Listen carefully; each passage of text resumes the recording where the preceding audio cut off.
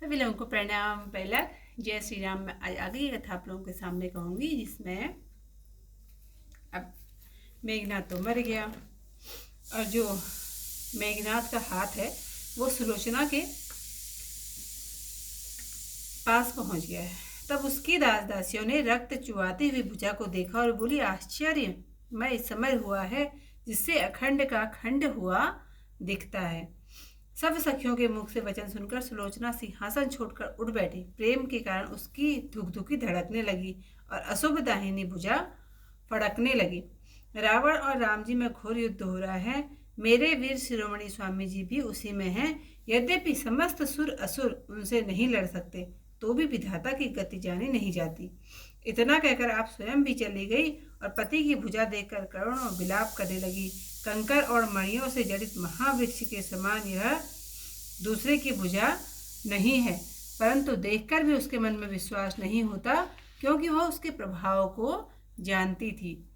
जो नींद, स्त्री और भोजन को 12 वर्ष पर्यंत छोड़ देगा, उसी के हाथ में मेघनाथ की मृत्यु होगी। यह विचार कर मन में यह दृढ़ निश्चय किया कि यदि मैं पतिव्रता हूँ तो यह भुजा लेकर मेरी त्रिविधा मिटा देगी। यह सुनकर हाथ फैल गया। उसका रुख देखकर एक सखी उठ दौड़ी और ढूंढकर खड़िया ले आई, उसे हाथ में दे दी। यह हाथ मणि जड़ित आंगन में लक्ष्मण जी की सुंदर कीर्ति लिखने लगा। जो नींद, स्त्री और भोजन 100 करोड़ वर्षों को त्याग दे, तो भी उसकी महिमा अनंत थी। वे अक्षय, अखंड, अलग, अविनाशी, अप्रमेय और अंतर्यामी हैं। वे उत्पन्न करते, पालन करते और संहार करते हैं। वे ही निर्गुण रूप से त्रय मूर्ति ब्रह्मा, विष्णु, महेश धारण करते हैं, जो काल के भी काल हैं। उन्हें शेष, शारदा और शंकर जी बखानते हैं। जो देवता और भक्तों के हेतु लीला से शरीर धारण करते हैं, जिनका नाम भवसागर का पुल है, कमल रूपी मुनियों का हृदय जिनका घर है, जो ज्ञान, विचार और बुद्धि से श्रेष्ठ हैं, जिनके गुणों की कथा करोड़ों कल्पों तक वर्णन करके भी शास्त्रों को अगम्य है, उनके गुण यह तामसी जड़ शरीर प्राण बिना केवल हाथ से लिखित कैसे वर्णन कर सकता है। मेरा सिर तो रघुनाथ जी के दर्शन को गया, तेरे लिए भुजा भेजी है। इस प्रकार भुजा ने सब बातें लिखी। तब वह अति व्याकुल होकर भूमि पर गिर पड़ी। भुजा की लिखी हुई श्री लक्ष्मण जी के नाम की यथार्थ परमार्थता पढ़कर भी वह स्त्रियों के स्वाभाविक धर्म से अनेक सखियों के बीच में विलाप करने लगी। वह अपने पति के गुण समूह, साहसशील और विशेष बाहुबल का बखान करके रोने लगी। हाय, जिस भुजा के बल से इंद्र भाग गया था, वही आज रण में पड़ी है। सुलोचना मणियों के समूह, गहने और वस्त्र उतारने लगी और हाथों से सिर पीटने लगी। वह शोक रूपी नदी में डूब गई। शरीर की सुधि न रही। दारुण विपत्ति किससे कहें। थोड़ी देर को कोई सखी सांत्वना देती है, परंतु वह फिर शोक की आग में जलने लगती है। क्षण क्षण में पृथ्वी पर गिरती है, फिर पति का बखान कर रोती है। उनमें एक चतुर सखी ने समझाकर यह बात कही, हे पतिव्रते, शोक छोड़ दो और उचित कार्य करो, तुम तो बुद्धिमती हो।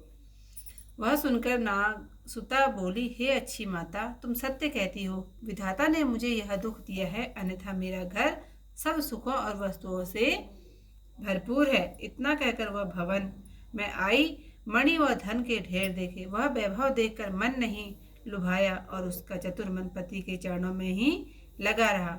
सुंदर मणि जड़ित पालकी बनाई, उस पर सजाकर भुजा को चढ़ाया। फिर आप भी उस पर चढ़ी और देवताओं को दुर्लभ सुखदायक भवन त्याग दिए। प्रजाजन भी घर त्याग कर साथ हो लिए। प्रेम के मारे नेत्रों में जल भराया। तीनों लोकों में धन्य सतियों में शिरोमणि नागराज की कन्या को देखकर जुहार की। द्वारपाल ने जाकर रावण को खबर दी।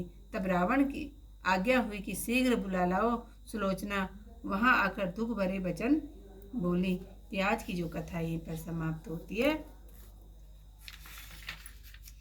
सुनिकर सकल सुखी मुख में बैना, तजी सिंहासन उठी सुनैना। प्रेम सुभाए दुख दुखी धर की, सूचक अशुभ दहिन भुज फर की।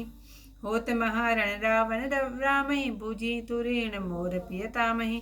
सकल सुरासु सकई न सूचूहि, विधि बामता परत नहीं बूझी। इतना कहत गई चली आपू, पति भुज लखी करी कोटि विलापू। कंकण मणि गण भूषण सोई, महाविटप सम अन्न होई। देखत मन ही न आवत जे ते ही, तासु प्रभाव सुना पहले ही। नींद नारी भोजन परिहरही, 12 वर्ष तासु कर मरही। करी विचार मन टेक दे, मैं पति देवत नारी। भुज लिखी मीट्यो सुचि तई, सुनिकर दीन पसारी। लखी लखी रुख तासु सखी उठी राई, सोत ही खोज खरी ले आई। दीन हाथ मथि मथ अगनाई, लिखित लसन कीरति रुचिराई। नींद नारी भोजन सतकोटि, तजत तासु महिमा अति सोटी। अक्षय अखंड अलख अविनाशी, अकुल अमित घट घट के वासी। प्रकट ही पाल ही पुनि संहरहि, त्रिगुण रूप तय मूरति पधरहि। जो काल हो कर काल भयंकर, वर्णत शेष शारदा शंकर। लीला तनु सुर सेवक हेतु, तासु नाम भव सागर सेतु। मुनि मन पुंडरीक जाको घर, वचन विवेक विचार बुद्धिवर। कोटि कल्प वर्णत निगम, अगम जासु गुणनाथ। तम शरीर जड़ जीव विनु, किमि वर्णय लिखि हाथ। मम सिर गयो दरस रघुराई, तब प्रतीति लगी भुजा पठाई। यही विधि लिखे सकल भुजवाता, परिभूमि अत तब अति विकलाता। वाची सकल भुज लिखित यथारथ, लक्ष्मण राम नाम परमारथ। नारी स्वभाव तथापि बहुभांति, बिलपहि मिली सखियन की पाती। गुणगण सहसशील नाहको, कहि सरोवत बल विपुल वाहको। जय भुज बल सुरनाथ भिगोवा, सो भुज आजु समर मही सोवा। मही गण भूषण वसन विसारति, मही लोटत करतल सिर मारति। मगन शोक सरी तनु सुधि नाही, दारुण विपति कही पाई। छिंदक प्रबोध सखी को करई, बहुरी शोक तावानल जरई। क्षण क्षण उठति परति धरणी तल, पुनि रोवहि सराहि पति करबल। तिन मैं सखी सयान इका, कही समुझाई बैन। शोक छाड़ी पति देवता, समति करो मति ऐन। सुनि कह सहसानन तनु जाता, सत्य कहत तुम सखी समाता।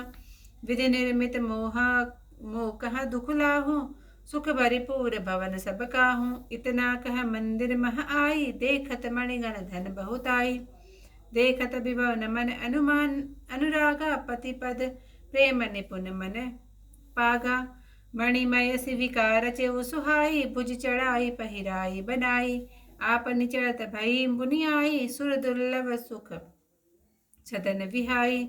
प्रजा लोग ग्रह तज संग लागे, प्रेम उमंग लोचन जल पागे। देखि जुहारी नागपति कन्या, सति शिरोमणि त्रिभुवन धन्या। द्वारपाल 10 कंद कहा, खबरी जनाई आई। भयउ रजाय सुवेगी तब, करुणा वचन सुनाई। सियावर रामचंद्र पति जय, शरणम शंकर हरि ओम। जय जय सिया राम। मंगल भवन अमंगल हारी, उमा सहित जय जपत मुरारी। आज की कथा ही बस समाप्त। कल को इस कथा के साथ फिर आप लोगों के सामने, तब तक के लिए सभी लोगों को प्रणाम। जय श्री राम।